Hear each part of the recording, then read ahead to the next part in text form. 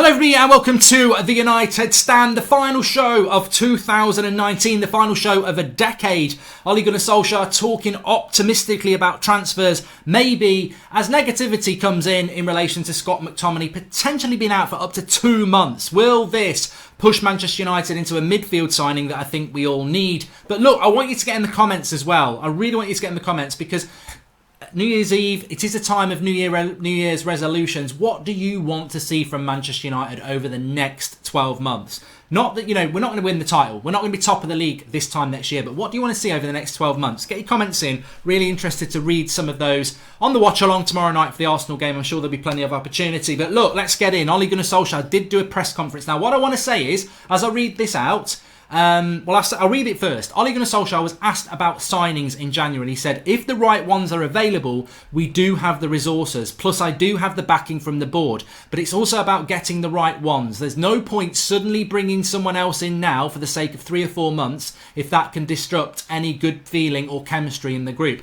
Now, that's a very interesting thing. There's no point bringing someone else in now for 3 or 4 months if that can disrupt any good feeling. Well, why would you be bringing somebody in for 3 or 4 months? Surely if you're going to buy somebody, as you say, it's going to be for longer term. I don't, if you brought in like an Emre Can, he's not going to be here for 3 or 4 months. And why would he disrupt the group? Pogba wants to leave. Is he disrupting the group? You're still picking him? I don't really understand what he's getting at there. It's almost like you wouldn't bring a Zlatan in for 3 or 4 months because it might disrupt the group because he's a big character. I don't get what he's getting at there because there's Bruno Fernandes, mid-20s, Emre Can, mid-20s, Christian Eriksen, 28. They're not coming in for 3 or 4 months, so I don't know what he's on about there. But what I want to say is, let's not forget, this was after the Burnley game. This was 2 days ago. Haaland went after that. So when he's talking about optimism about bringing players in, he wasn't aware of Haaland then, I don't think. So it's interesting what we're going to do. But he says again that, it's about the right players. It's about we do have the resources and I do have the backing of the board. But as we know, you've asked for Erling Haaland and they didn't deliver. And this is a danger at Manchester United that we've seen with Mourinho and Van Gaal and Moyes. They've wanted players and not had them delivered. And now Ole Gunnar Solskjaer, people say Ole is a puppet for Woodward and the Glazers. Of course he is. I've said it on Twitter myself. Of course he is. He is a puppet. He doesn't have the luxury that we have as United fans to say the Glazers are a poison to our club. Woodward's inept. Imagine if Ole sat down and said that. He wouldn't even finish the interview. He'd be sacked. Ole Gunnar Solskjaer is a puppet to the Glazers and Woodward because they employed him. And what he thinks deep down is somewhat irrelevant because publicly he has to be that manager. And I think when people, if you call Ole a puppet, you get the Ole sympathisers saying, oh, you're so bloody negative. Well, no, I don't think negativity is being realistic. And I think it's brave. I think it's brave as a United fan to say, this is going to get worse. We're run badly and Ole's on a hiding to nothing. And he is a puppet. That is not being negative to Ole. Who goes into work tomorrow and says, you're a twat, and stays in their job? You don't. He has to toe the line. He has to be a puppet and try and be successful. When Ole's called a puppet, I think people are saying it because what he's coming out with is just regurgitating the lies that we've had over the last 6 years, that money's available. We will get the right players. I saw somebody saying yesterday, proper old school Red, saying, this line that Ole comes out about being, the money's there, but it's about the right players. It's just a different way of saying what Sir Alex was saying 10 years ago, that there's no value in the market. Well, it is the same. No value in the market. You don't sign any players. It's about signing the right players. You don't sign any players. And if I said to you, give me 4 targets now to go and sign in the midfield that are available, you could give me 4. I'll give you 4 now. Bruno Fernandes, Emre Can, Sakore, Jedson Fernandes obviously is available as well. Eriksen, Grealish, different levels of availability, but probably all available with the right funds, which Manchester United have. So, look, I don't think it's a negative thing to say Ole Gunnar Solskjaer is a puppet. He's got to toe the party line. That's part of his employment. You've got to put Manchester United in a good light. That's what it's all about. But I hope this optimism that he has about signings comes to pass, because I think United do fall into this arrogance of we're Manchester United, as I've said before, we're a big club. Well, you're not. We are a massive club, but we're not a big club in relation to footballing terms anymore. And we're certainly not lying on the beach watching the world go by saying, yeah, I will have a pina colada in the next hour. We're dehydrating. Get some bloody fluids on board. And that's what we need to do with transfers. We need to get them on board right now. But I think we do sit there because we're Manchester United and we think we're still a big club and we go, if the right player comes along, I'll buy it. But I'm not necessarily looking. Well, you should be looking. You should be looking. Your squad's not good enough and it's very short of quality. You need to be looking vigorously. And I think we may see United sign players, and I'm going to be optimistic about it. Football Transfer Daily back tomorrow morning, 7 a.m. Make sure you subscribe and get ready for that every morning. And we will be live on any transfer news because bloody hell we need it, and we'll cling on to anything over this next month because we need to come out of it with some signings. But if we don't, I think we will see someone like Chelsea, who are a direct rival, go and do what Chelsea do. And that could be quite embarrassing for United. But let's wait and see in relation to that. Ole Gunnar Solskjaer also talking about other things. McTominay wasn't mentioned by Ole, but there was a story coming out that he could be out for 8 weeks. That is 2 months. That is a long, long time to lose Scott McTominay, one of our best players of the season so far. It basically leaves us with Pogba and Fred, and it means Pogba's got to play deeper than we want him to. And yes, we'll hear from Ollie. I've got Matic, I've got Jimmy, I've got Pereira who can play there, but none of those players are good enough to play in the level of quality we need over these next few months. We're fighting to win a Europa League. We're fighting to get in the top 4. We're fighting to win domestic cups. Matic ain't good enough. Pereira ain't good enough. And Jimmy Garner's too young. So we need to sign somebody with no Scott McTominay. That is urgent. It is absolutely urgent. Pogba's back for Arsenal. I said that in the preview. You can check that out. Looking forward to having Pogba back. Also, he said that in relation to the way we're playing at the moment, we've been playing the same style for a long time. Don't we bloody well know it? 4-2-3-1. Don't like it, but we have been doing it. And we are getting better. We're getting used to it. And we're a young team. He loves to say we're a very young team. He says there's going to be ups and downs, but over the future, there's going to be less downs than up. Nice, good, positivity. We like to hear that. Spoke about his forwards, said, look, I don't need new forwards. I'm happy with my forwards, and he's right. I think Martial and Rashford's record is very, very good, and Dan James and Greenwood are coming through, and they're very good. And it is about creating more chances for them. It's about that weak midfield. But it's also about depth. And we do need a striker. We definitely do. And I think all those fans who say we don't understand football in the sense that you could play 60 games. You can't have 4 players to cover 3 positions over 60 games. It will fall apart. We are 1/2 injuries away and then 4 positions from disaster. I mean, you imagine if Martial and Rashford pull up with a hamstring injury against Arsenal. What are we going to do? What are we going to do? Like, we've got Greenwood and James to play those front 3 positions. We don't have anybody to play as an out-and-out striker other than Greenwood and James if we lose Rashford and Martial, which can happen. You know, Manchester United's fitness department is awful, and with the amount of games we've got between now and May, we are going to get injuries. I'll be stunned if our forwards stay fit. We might be okay, but I can't see it. Can you? So we do need a striker as well. He also was asked about if signings will help us to get top 4, and this is where he came in with the addition of 1 or 2 players gives us competition in places. We've been unlucky with injuries, but we've got players coming back. That one's 50-50, isn't it? You can be optimistic and says he's looking for 1 or 2 additions, which I think he is. But you could also say injuries coming back. Does that mean that, we've got injuries, we don't need signing? I don't think it does. I lean towards the optimism. I think Ole Gunnar Solskjaer, at the end of the day, he's under far more pressure than you and me are. And we are United fans who passionately love the club. And every day we're talking about the club and we desperately need signings. But this is Ole's career. If he gets sacked from Manchester United, he's back in Norway. No one wants him. It's his career. He's got to toe the party line. He's got to be a puppet on a string. Of course, that's not a negative thing. He's run by Manchester United. They are his employers. He's got to say things that make the Woodward and the Glazers of this world look good. But you know as well as I know that he wants signings. He needs better players. More players.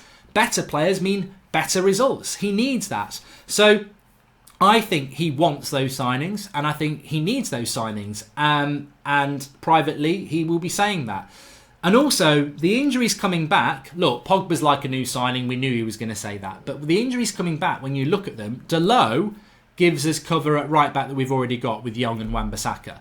Fosu Mensah gives us cover God knows where, because no one knows what his position is. And he's not really fulfilled his talent so far. So he's a big unknown. Eric Bailly gives us cover at centre-back, which we've already got. You know, maybe we can let Rojo go. That's fine. So we've got Bailly.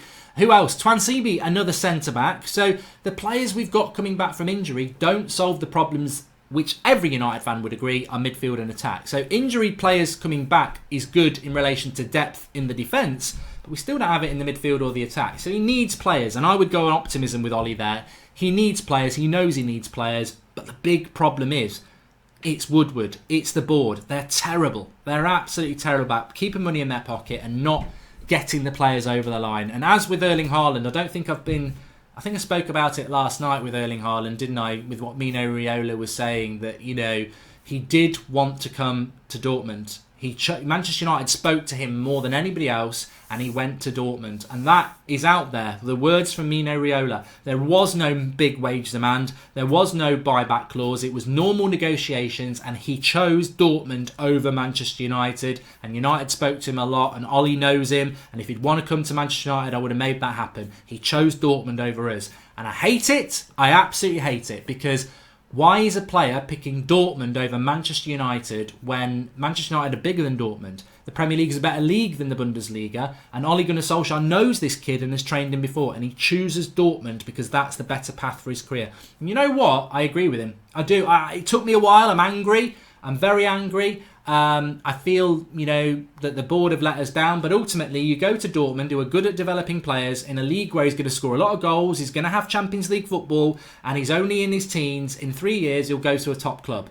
For his development, it is right. Coming to Manchester United, are you going to start every week? Are they going to be in the Champions League? Are you going to get developed properly? Is Solskjaer going to be there in 6 months? Too much instability, too unstable. And you can see why he's made that choice.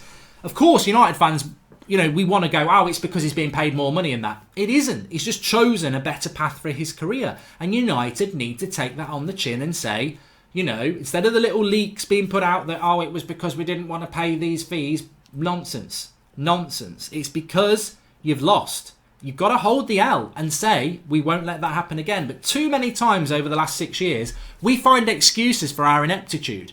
You know, the same people have been in charge of United for years. And it's the same people doing the recruitment, doing the deals, and yet they just keep trying to reinvent themselves and keep making the same mistakes again. With Haaland, we saw it with Perisic. We've seen it so many times with Manchester United. And also, look at the last 10 years. Consistently, over the last 10 years, our average league position is around 4th or 5th. That ain't good enough. So, you know, they need to own this and realise they're the problem. Not the fans, not the players who don't want to come here. The board are the problem. They are sinking this football club, and they need to look ahead. Ollie looked ahead as well. He said, look, you know, over the next decade, what for Manchester United? He said, we're on the right track. We are going through transition, and we will come stronger like other clubs have when they've been in transition for a couple of years. Ole Gunnar Solskjaer wants 2 or 3 years. We know that. I personally think it's too long. I look at Leicester, and I think Brendan Rodgers has not even been there a year, and they're fighting for titles with much, much weaker resources. And he's getting better out of that team because he's a better coach. I think Ollie's got to do more quicker. I don't think you can hide behind 2 or 3 years and transition. I don't agree. I think we try and pretend, well, look at Klopp. You can't say, look at Klopp, it took him 2 years. I'm going to have 2 years. Jurgen Klopp had won things. He'd won Bundesligas. You know, he was a top-class manager. You're not. You can't compare your journey to Jurgen Klopp and say, well, he had 2 years, so I need it. You've got to forge your own path. And there needs to be more growth quicker at Manchester United under Ollie. Definitely. I don't think we should be hiding behind 2 years. He also said we can't play like City again. This is the second time he said this. We can't pass the ball around like City, but in a few years, we will be able to do that. A few years. Brendan Rodgers is passing the ball around, not unlike City. He's done it in a few months. And also, why do we need a few years to play like City? City are already the fallen empire. They're already falling into the sea and sinking. That's, you know, don't try and play like bloody City in a few years because it'll be 5 years too late. You know, find your own way of playing and stop talking about City and Liverpool. We're Manchester United. Let's build our own way. You know, let's invent something that's new. You know, tiki-taka football was the thing 5 years ago. Now it's about high intensity, pressing, winning the ball high up the pitch. Let's find something new. let's become the team that uses the width and gets balls into the box. Let's do something traditional. Let's do traditional Manchester United football, but fuse it with some modern shit. Let's do something new instead of talking about other clubs, I think. But definitely we know that United want years. They want to talk about right paths. They want to talk about transition. It can be a future that never comes, or it's a future that we actually start seeing, and hopefully we will see that over the next few years.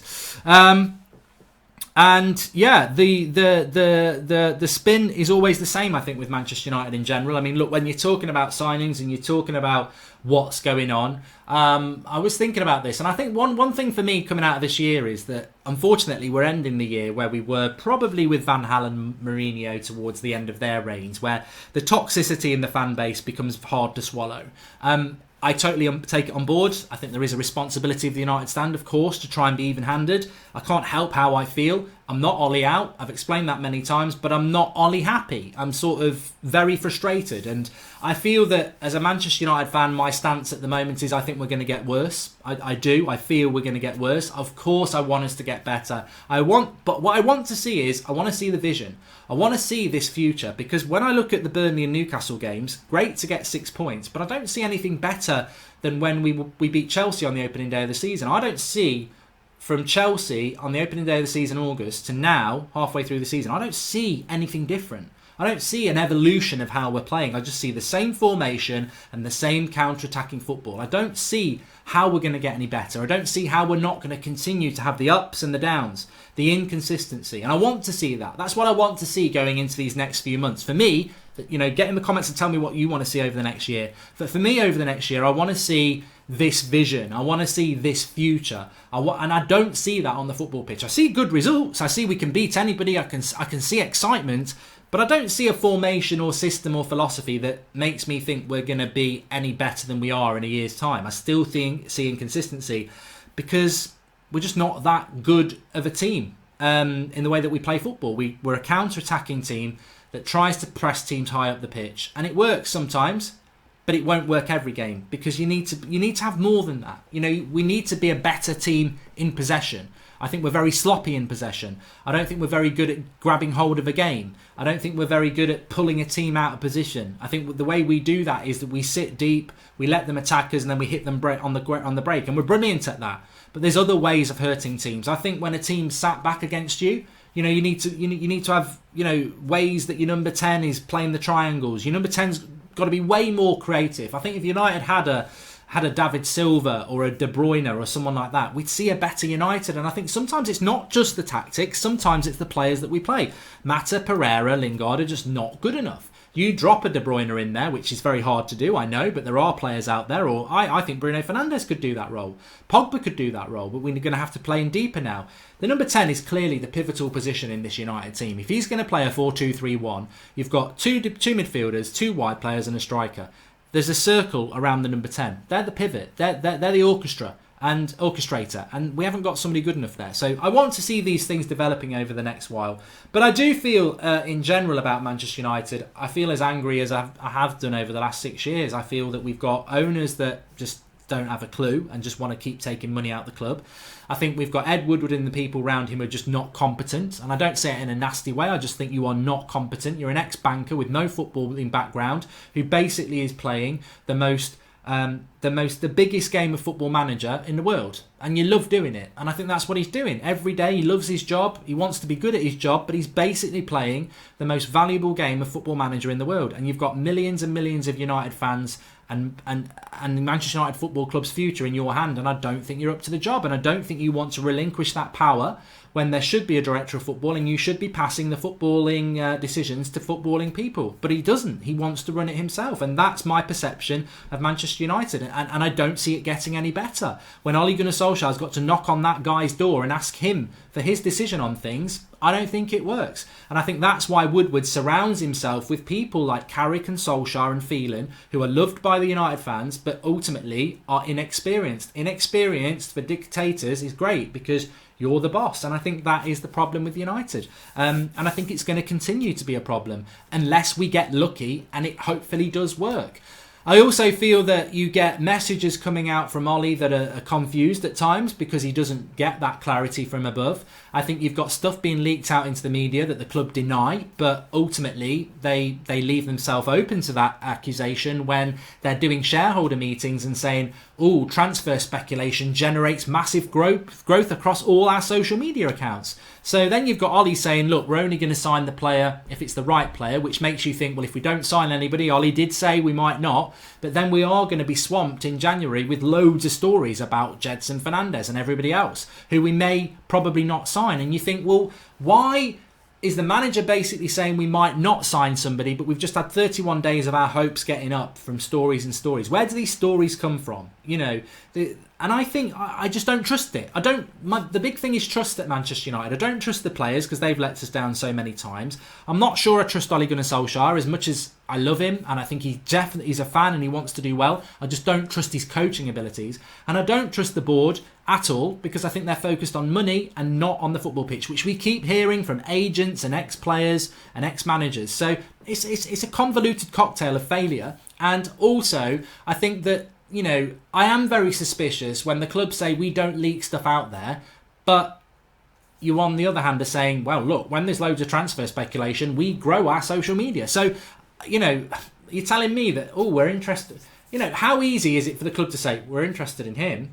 You might want to put that out. Well, not really, but watch this. Look at all the positivity it will grow. So the spin then, and what ends up is Manchester United are in a washing machine on spin wash because you're just going round and round and round, and some people just want to be positive, some people just think it's a load of rubbish, and what we end up with is the same thing we end up with every transfer window. Last January, the January before, last summer, lots and lots of optimism, which ends up with the transfer window slamming shut and you're disappointed going, we ain't good enough. So look, what I want to see over the next 12 months, I want to see on the pitch a development of a team that I can get behind. Because when I look at Liverpool, I look at Man City and I look at Chelsea, I see a philosophy, I see a vision from their coach. Doesn't mean they're going to win everything, but you know how they're going to play. With Manchester United, I don't see the philosophy or vision that's going to make us into a big club. I see the system, but I know it's not going to be good enough. So I want to see a development of that over the next 12 months. And I want to see the club actually do what they say they're going to do and not say something and then 3 months totally and utterly flip-flop it around in a different way. I want to see United, you know, retain. I don't want to see Gomez and Chong walking out the door when we've spoken about them being ready and we're all about the youth. Look, whether Chong and Gomez ultimately are good enough, you can't let two players walk out the door because you've let their contract run down. We've done that with Herrera. We've done it with loads of players. We've got to be keeping these young players and giving them the chance. And that may be a loan or whatever. But I don't want to be told we're building for the future with young talent, then lose two young talents without ever really giving them a run in the team. So if we are going to be a team that builds young talent and acquires good talent to come in, I want to see us do that. I want to see United stop talking the talk and start walking the walk. Because as we know with United, talk is very cheap. You can say you're going to do something and not do it and never put your hand in the pocket. And I want to see United talk the talk in 2020. That's what I want to see. Please do smash a like on the video. Finally, I just want to say Happy New Year to all of you lot. You're absolutely fantastic. This channel's gone from strength to strength in 2019. I want to see it do it in 2020. We've got a new website. We've got lots of things coming up. Transfer Daily starts tomorrow. We've got a combined 11 with Troops and the Arsenal lads tomorrow lunchtime. We've got the watch along. What a way to start the year. Arsenal, Manchester United tomorrow night. I want to see United get back in the Champions League. I want to see United develop. And I also want to see this community that we've built continue to grow as it is. Because it's not always about agreeing. When I see somebody say something I don't agree, it gets my brain thinking, you know, whether I'm passionately denying what they're saying or I'm thinking what they're saying and it's altering how I think a little bit, but I still believe what I think. It's about a fan opinion. It's about real fan opinion. It's about those fans who are speaking to Flex outside the ground. It's about the call-ins. It's about the comments. It's about the live comments. It's about the discussions on social media. It's the whole package. And when we started this, it was about real fan opinion for real fans. And we get a lot of people who aren't even United fans who love this channel because you are the voice and it's getting louder. And that's a good thing. As long as we're responsible, as long as we do look at both sides, I think we do that really well. We're diverse. We've people from all over the world. I just want to applaud you. It's been an amazing year. Here's to 2020. Whatever happens around Manchester United, the United stand will be there providing real response to it. Not, oh, I like that player, he might come on the channel, so I won't say anything about him. Real opinion. If people aren't good enough, they need to be told it. If people do a good job, they need to be told it. And I tell you what, where United are at the moment is not acceptable, and we must be vocal about that to try and get our club back to where it was. Because I would love, I've lived 99 treble. I've lived 08. I've lived Sir Alex Ferguson's last title. Van Persie's superb year. I wish we'd lived those as the United stand together, because that is the dream. That is what you want. You want to be sat here every night at 8 o'clock with the United stand discussing what a great time this is, what a brilliant team is. You want to be watching the watch-alongs going, this is what we are. I want that. It gets me going inside. It gets the goosebumps going. It is where we need to be. And that is why we moan. And that is why sometimes we are negative, because we want our club back where it belongs. Thanks everybody for watching. Happy New Year. Here's to a big one for you and all of us. I'll speak to you tomorrow.